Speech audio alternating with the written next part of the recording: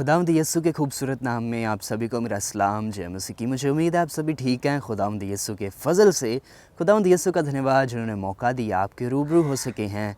दोस्तों, आज हम जिस टॉपिक पर बात करेंगे, आज का हमारा टॉपिक है अपने घर लौट आइए क्योंकि आप ऊपर बिलोंग करते हैं। हो सकता है ये टॉपिक आपको भी क्लियर ना हुआ हो। खुदा के कलाम को पूरा सुनिएगा ताकि ये टॉपिक आपको क्लियर हो और आप बरकत पाए। दोस्तों, एक बार की बात है, एक फार्मर था। खुदा के कलाम को शुरू करने से पहले एक स्टोरी आपके साथ शेयर करेंगे। मुझे पूरा ईमान है इससे आप बरकत पाएंगे। एक बार की बात है, एक फार्मर था जिसका बिज़नेस था चिकन्स का, चिक्स का, एग्स का, और वह पहाड़ी एरिया पर रहता था और वह कुछ दिनों के लिए हॉलीडेज़ पर गया तो उसने देखा कि एक नेस्ट है, एक ईगल का घर है जिसमें ईगल ने कुछ एग्स दिए हैं और वह चोरी से एक एग को चुरा लेकर अपनी पॉकेट में डाल लेता है।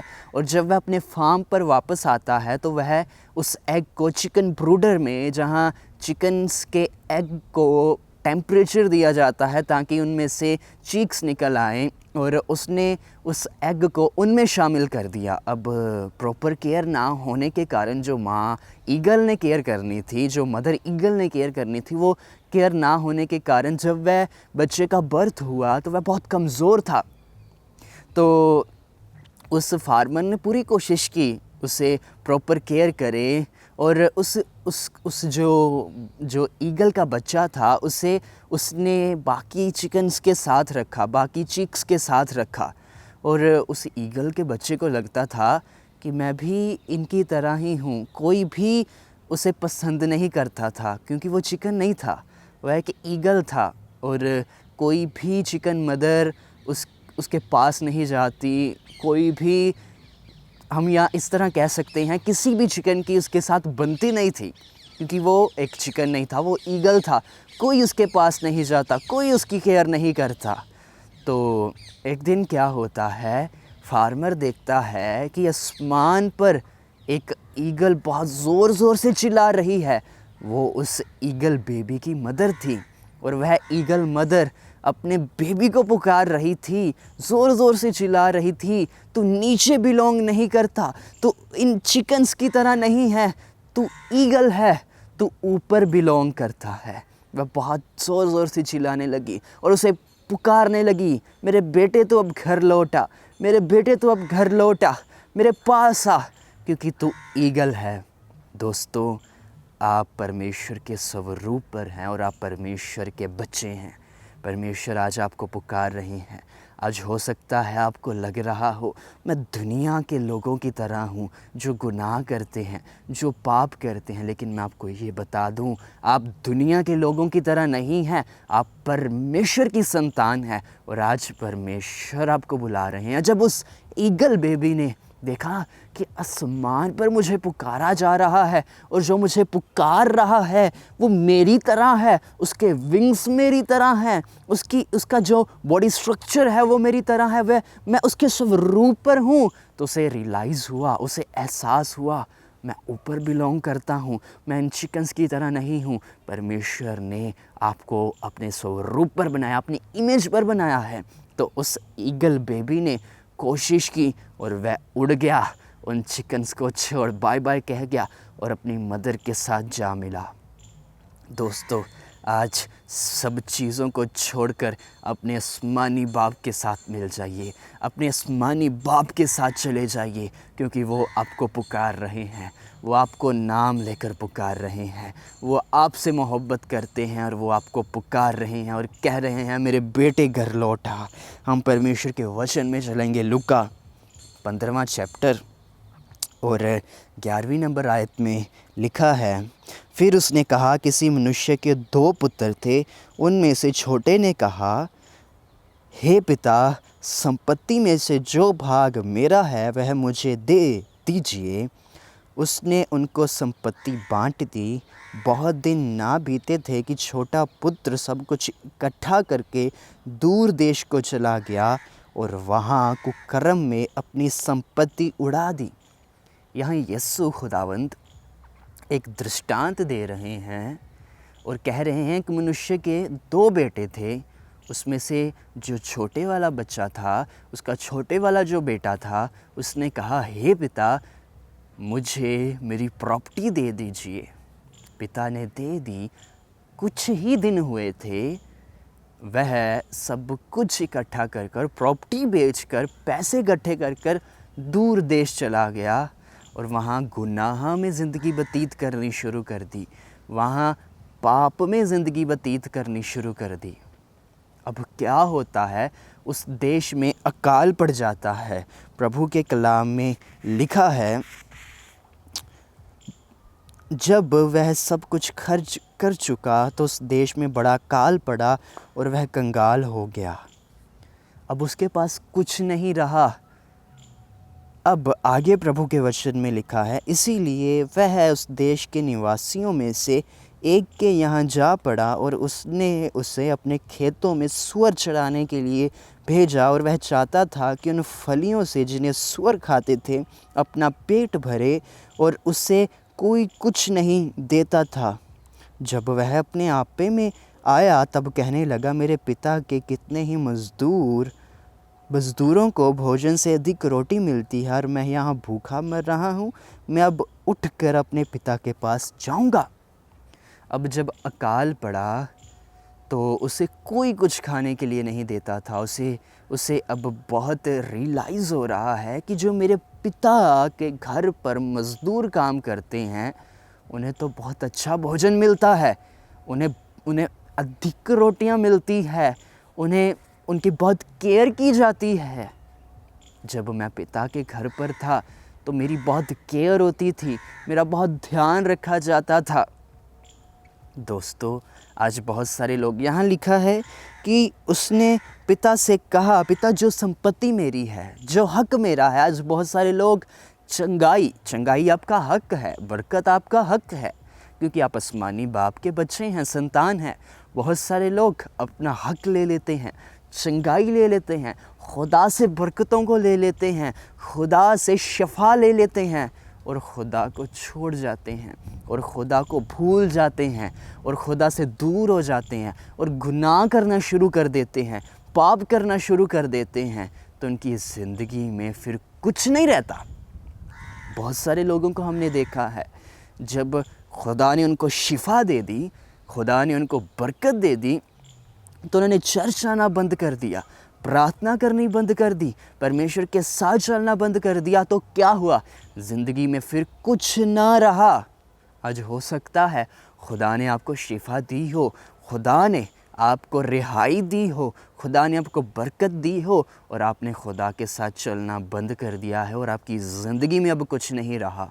अब भी टाइम है, खुदा के पास आइए, खुदा आपको माफ़ करेगा। अगर आपने शिफा ली है, बरकत ली है और खुदा के साथ चलना बंद कर दिया, तो मैं आपको ये बता दूं, एक टाइम आएगा जब आपकी ज़िंदगी में कुछ नहीं रहेगा। इससे अच्छा है आप पहले ही खुदा की हजूरी में आइए, खुदा के आके घुटने टेकिए, खुदा से माफ़ी मांगिए, और मैं आपको ये बताना चाहता हूँ, खुदा के साथ चलते रहिए, क्योंकि खुदा आपसे मोहब्बत करता है। अगर खुदा आपकी ज़िंदगी में है तो शिफा आपकी ज़िंदगी में है। अगर खुदावंद यस्सु आपकी ज़िंदगी में है तो रिहाई आपकी ज़िंदगी में है। अगर खुदावंद यस्सु आपकी ज़िंदगी में है तो बरकत आपकी ज़िंदगी में है। अगर खुदावंद यस्सु आपकी ज़िंदगी में नहीं तो शैतान आपको जकड़ लेगा, शैतान आपकी बरकतों को चुरा लेगा और आपकी ज़िंदगी में फिर कुछ नहीं रहेगा।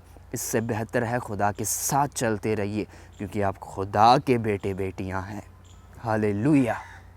जब उस बेटे ने देखा कि यहाँ मेरा हाल बहुत बुरा है, मेरे पिता के घर के नौकरों से भी बहुत बुरा है, मुझे यहाँ कोई खाने को नहीं देता, यहाँ मेरा कोई ख्याल नहीं रखता, अब मैं अपने पिता के पास जाऊँगा, माफ़ी मांगूँगा और कहूँगा, पिता मुझे अपना एज ए नौकर ही रख लीजिए। आगे प्रभु के कलाम में लिखा है, तब वह उठकर अपने पिता के पास चला। वह अभी दूर ही था। उसके पिता ने उसे देखकर तरस खाया और दौड़कर उसे गले लगाया और बहुत चूमा। पिता हर दिन अपने घर के रास्ते पर उसे उड़ीकता होगा कि मेरा बेटा हो सकता है कि आ जाए, हो सकता है मेरा बेटा आज शाम को आ जाए, आज दोपहर को आ जाए। वह हर दिन उसकी नज़रें तरसती होगी अपने बेटे को देखने के लिए। लेकिन जब उसने देखा कि एक दिन उसका बेटा आ रहा है, उसकी हालत बहुत बुरी है, उसका दिल रोने लगा और वह रोने लगा, वह तरस से भर गया और उसने अपने बेटे को गले लगा लिया। आज पिता हर दिन आपका इंतज़ार करते हैं, स्वर्गीय पिता हर दिन आपको उड़ीकते हैं कि आज आप तौबा करेंगे, आज दोपहर आप तौबा करेंगे और खुदा के पास वापस आएंगे। आप अपने गुनाहों के रास्तों को छोड़ेंगे और खुदा के आगे झुकेंगे। वह हर दिन आपको उड़ीकते हैं, वह हर दिन आपका इंतज़ार करते हैं। तौबा कर लीजिए दोस्तों, खुदा आपसे बड़ी मोहब्बत करते हैं। तो उस पिता ने अपने बेटे को गले से लगाया, उसे चूमा और उसे कहा, हे मेरे बेटे तू कहाँ था। आज पिता आपको गले लगाना चाहता है, आज पिता आपको गले लगाना चाहता है। हो सकता है कि उस बाप ने अपने बेटे को ढूंढा भी होगा, अपने दोस्तों से, अपने रिश्तेदारों से पूछा होगा, क्या मेरा बेटा तुम्हारे पास आया है, क्या मेरा बेटा तुम्हारे यहाँ आया है। जब आदम ने गुनाह किया तो खुदावंद जब आए तो खुदावंद ने आदम को पुकार कर कहा, ए आदम तू कहाँ है। खुदा अपने लोगों को ढूंढता है। खुदावंद यीशु ने कहा, मैं इस धरती पर खोए हुओं को ढूंढने आया हूँ। दोस्तों, आज आप अगर गुनाह में खो चुके हैं, खुदा के पास वापस आइए, खुदा के पास वापस आइए, वो आपको माफ़ करेंगे। चाहे आपके गुनाह जिस तरह के मर्ज़ी हैं, खुदा आपको माफ़ करेंगे, खुदा आपको माफ़ करेंगे।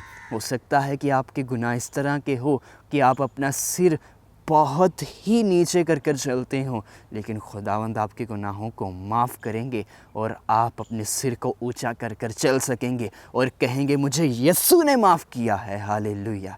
यीशु आज आपको माफ़ करने को तैयार है। आपको यीशु के पास आना पड़ेगा।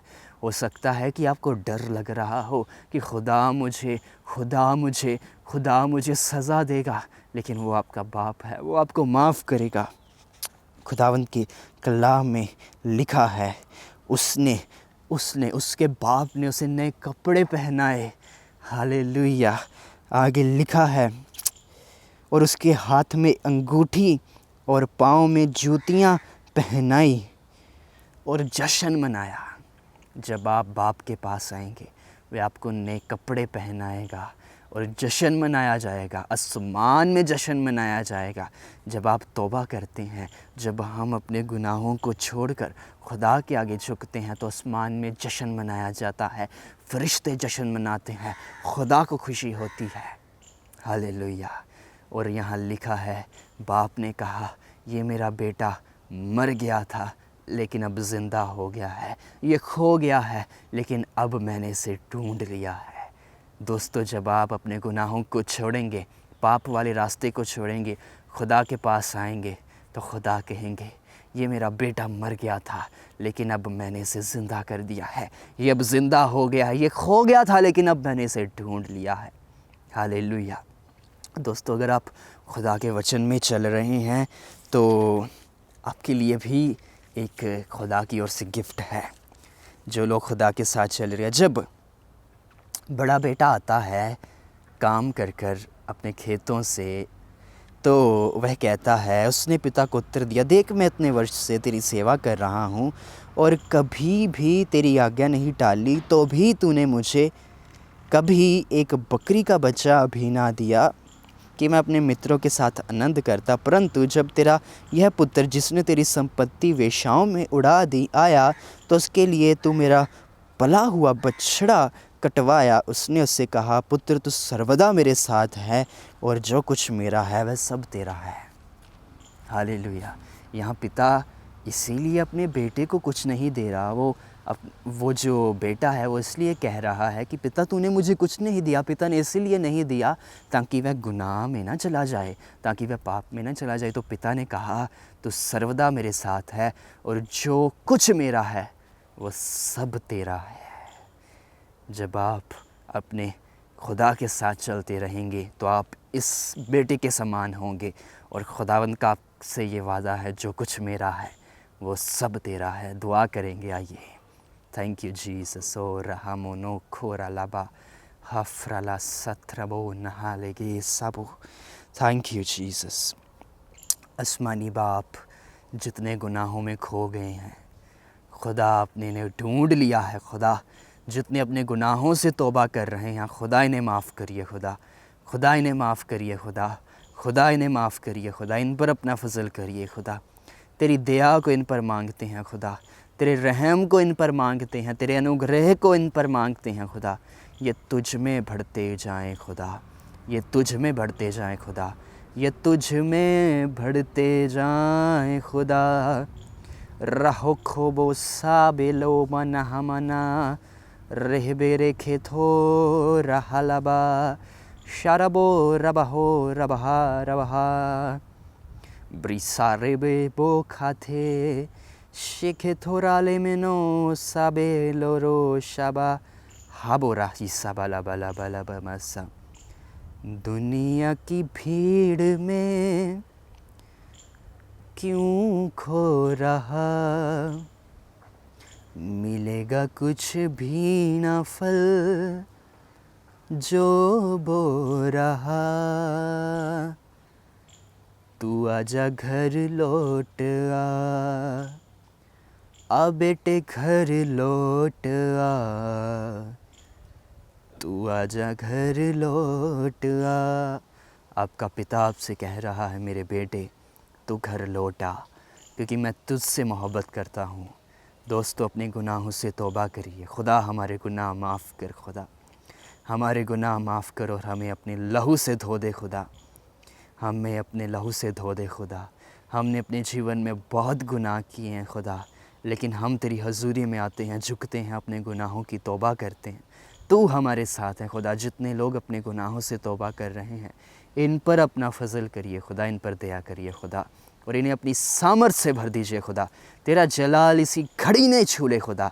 तेरा मज़ा इन्हीं इसी घड़ी खुदा इनकी ज़िंदगी में आ जाए खुदा। इनको आज़ाद करिए, इनको रिहा करिए खुदावंद। खुदावंद ये तेरे साथ चलते जाएं, तेरे वचनों पर चलते जाएं और तेरे नाम को ऊंचा करें खुदा। इनके जीवन से खुदा तेरी महिमा हो, तेरा नाम ऊंचा किया जाए खुदा। इन्हें ब्लेस करिए खुदा और अपनी महिमा के लिए इस्तेमाल करिए खुदावंद। धन्यवाद करते हैं, आपने हमारी दुआ सुनी है खुदा। इनको ब्लेस किया है, यीशु के नाम में मांगते हैं, आमीन आमीन आमीन। खुदावंद आप सभी को बरकत दे। आप इस मैसेज को, इस पैगाम को शेयर कर सकते हैं ताकि और भी हमारे बहन भाई बरकत पा सके। और खुदावंद आपसे मोहब्बत करता है। खुदावंद के साथ साथ चलते रहिए। God bless you all. खुदा आपसे मोहब्बत करता है। खुदावंद आपको बरकत दे। God bless you.